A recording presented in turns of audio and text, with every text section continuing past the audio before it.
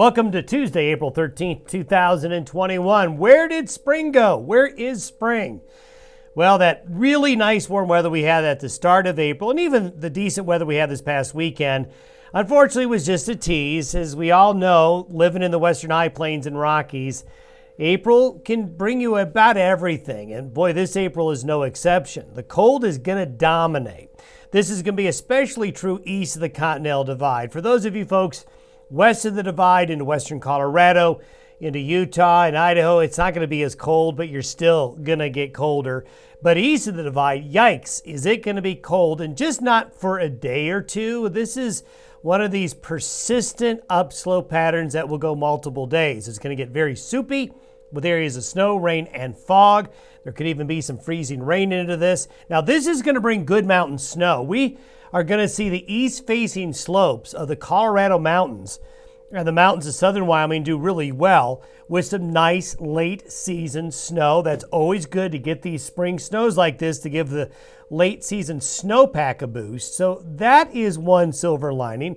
But this is going to give us travel and livestock concerns. Traveling along I-80, I-70, not going to be fun in the coming days. And folks who are calving right now or soon to calve, stock growers need to be prepared for multiple days of it being cold, wet, and blustery. There is going to be a very stiff easterly wind on the eastern side of the divide.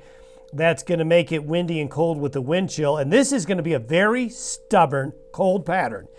Next week, some long-range forecasts you might see, probably folks are overly optimistic. I need to throttle back those expectations that we just get out of this cold pattern. It may be very stubborn, and I'll tell you why here in a moment. These are the temperatures so far for the month of April relative to normal. And what I'm doing is just showing you that the first 12 days of April, most of the western United States and most of the United States starting off April. Look at eastern Canada, well above average with temperatures for the first 12 days of April. And a lot of this was this warmth here due to that very warm start to the month. But look how cold it's been in April in Alaska, in Western Canada, and in the Yukon and part of the Arctic. So there's been cold air building up there during early April. And you always have to remember this about the weather, is that where there's one extreme, the opposite extreme is somewhere else, and that's going to be upstream. So when you build up really warm air, especially early in the spring, remember the opposite is happening somewhere else. And that opposite was on that north slope of Alaska. So while we had an early April that was really warm, Alaska was different. And now that cold air that's building, guess what? Here it comes. It's going to come on in, and it's coming in right now. This is the forecast chart for noon today, an upper level low over Minnesota. And here's that upper level low forming in Oregon, Northern California, and Nevada. This is allowing cold air to sneak in underneath all of this and pour down along the Front Range and into the Plain States. And there it is. These are temperatures by noon today relative to average. So look at all the purple and all the green. And this is what we showed you yesterday, which is where there's a real similarity with what happened in February. A big north-south cross-latitude gradient of cold from the polar regions deep into the heart of Texas. So a big southward plunge of that cold air. So very similar to what happened in mid-February. By Wednesday night, by tomorrow night, we have the upper level low still meandering here. The cold air is along and east of the divide, and the counterclockwise spin around the low is going to bring Pacific energy and moisture into the mix over the cold air. We call that overrunning. By Friday morning, the upper level low crosses into Nebraska, and the cold air still is going to be holding while there's moist and unstable air overrunning that cold air, and that's what's going to be causing the precipitation. Notice this big ridge poking into western Canada, British Columbia, and off the west coast. Well, there's a big pocket of really warm air here sticking its nose way up into the higher latitudes, but that's what's displacing the colder air to the south. And there it is. These are temperatures relative to average by Friday afternoon. So parts of Alberta and British Columbia right here will be much warmer than Texas and Oklahoma and eastern Colorado. This big displacement So when it warms up in these areas here, we get colder here. It sounds counterintuitive, but when it warms up in those higher latitudes, we get colder. And this cold air is going to bank up against the Rockies, and you can see it spilling over the divide into Utah, Idaho, Nevada, even into Arizona here by the end of the week and the weekend. We showed you this map here over the last couple of days. The big high with the cold air up into Montana and the low into southwest Colorado, causing a fetch of easterly upslope winds. And these easterly upslope winds are going to be persistent and they're going to be cold. And that's going to drive the upslope. Here's the latest forecast. This is through Friday afternoon.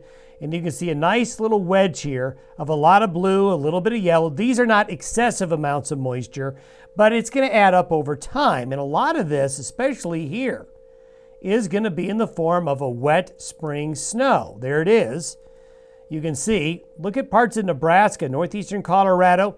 We are going to see some significant snows along the east-facing slopes of Rocky Mountain National Park into the central mountains of Colorado. This is going to drive in a heavy wet spring snow into those areas there around Lander, around that South Pass area, the Sierra Madre Snowy Range, the North Park Mountains of Colorado. So you're going to see some good spring snows up into the high country with some wet spring snow on the plains. Now, these are the wind gusts through Friday afternoon. And what I want to show you here is that this easterly wind is going to actually make it windier west of the Continental Divide along Interstate 80 here from Evanston to Rock Springs and Green River to Rawlins and Elk Mountain. You're going to get a lot of wind because these easterly winds are pushed through the mountain gaps the same way a westerly wind works, but an easterly wind. Look at the winds in southwest Colorado, northern Arizona. Look at these winds into California. When you drive cold air from the east over the divide and through, you get really windy conditions in areas that really don't expect the wind a lot. So it's one of these reverse situations where the worst wind is west of the divide, and it's going to be a cold, blustery easterly wind that's going to be very persistent. Now, looking ahead, now this is why I want to temper everybody's enthusiasm. Your smartphone might say it's going to be very warm or getting a lot warmer by the middle of next week, but this is why we're suspicious. We have a big ridge of high pressure building up into Alaska and along the west coast. A nice ridge there. That's going to bring in a wedge of really warm air to some of the coastal areas in British Columbia. But look at the wind barbs. Look at the winds aloft coming in to the central and western United States from the higher latitudes. So you can have a big high along the west coast, but the winds aloft are directing colder air in.